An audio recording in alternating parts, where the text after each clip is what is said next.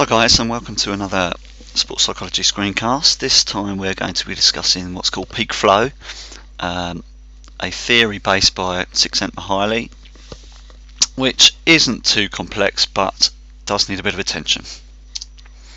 Alright, now as I said, Csikzentmihalyi proposed that a quality of skill is achieved when the performer is fully focused and controlled, and when you're in this sort of peak optimal zone, you get an optimal performance as well as an optimal feeling. And what she was suggesting was that when you have that peak flow, in the case of your performance is excelling, and you feel like time is passing very quickly, you can't remember states in time, you also experience what we call happiness and self-fulfillment.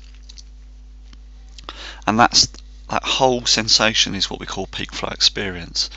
And the model she developed is one as this, and it looks a bit more complex than what it is, so don't panic as you see it. Okay, if we take the key thing of this, which is along the top and along the bottom, we have what's called somatic arousal. Now we know what somatic arousal is. It's where your heart is racing faster, you're getting sweaty palms, it's the physical things that are happening to you.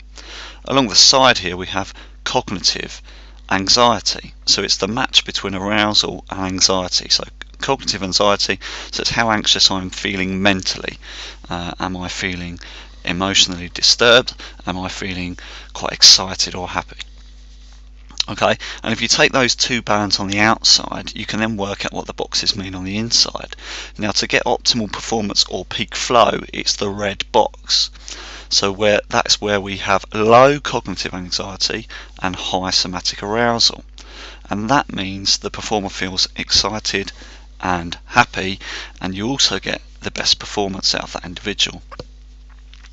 If we look at the green box, if we have high somatic arousal and high cognitive anxiety, so we're very anxious but we're also physically aroused, then as a performer you're going to feel very anxious. You also could feel quite angry, and therefore performance will be impaired. If we look at the purple box, this is where we have low cognitive anxiety, so we're not feeling very anxious, but also we're not aroused enough, so we've got low somatic arousal, and in that state the performance will be drowsy and lethargic. It's as though you almost can't be bothered to do things in that purple box. And the final box, which is the turquoise or blue box, and this is where you're quite anxious, high cognitive anxiety, but you're not very aroused at all. And in this state, the performance or the performer will feel very bored and also very tired. They just won't want to put in the effort, a bit like the lethargic box, but you're still quite nervous about things. Okay, so how do we get to this peak flow experience, or how do we get to our optimal peak flow experience, and what factors can change or adapt this? Well, there's 8. The first one is obviously anxiety itself. So if we can control our zone of optimal functioning and our own anxiety levels, we won't control our zone of optimal functioning because you can't. If you can control your anxiety levels, then you can utilize your preferred zone of optimal functioning. So let's say we were going into an event and we were very anxious. We use some sort of breathing techniques to calm us down a little bit. We can get to our preferred state of anxiety and therefore reach our zone of optimal functioning, which means our performance will become better. If we are optimally aroused, we can start to focus in on our concentration, and this is related to cue utilization, of course. So optimal arousal can be achieved while our anxiety is low, and that permits optimal cue utilization, so we can get that perfect selective attention area. The attentional style is where optimal arousal and controlled anxiety can help the athlete match the correct attentional style, if you remember Niederfer's model, to the situation at hand. So if we need a broad focus, then we can match that focus as opposed to something narrow.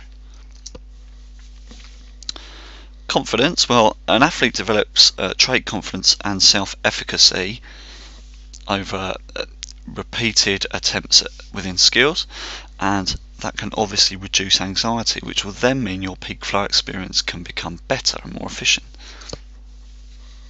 If our goals are realistic and achievable, this will reduce anxiety, and again it will allow peak performance through a perfect peak flow experience because you're happy within what's going on. If we're talking about environmental conditions, this is where a few things really. Talk about social facilitation. So if the audience are positive, you can talk about the coach if they're providing positive feedback. You can talk about attribution theory. In fact, if the coach is directing the correct attributions to allow you for positive performance. And by having those positive environmental conditions, again, that will change the peak flow experience to a positive one.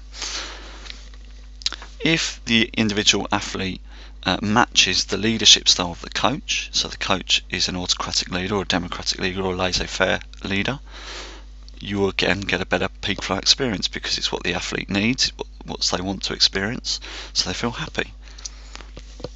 And finally, if the athlete is working in a particular team or a group, if that group share common goals, if they have good team cohesion and lack of social loafers, etc., then therefore again performance will improve because there is a better peak flow experience for that individual.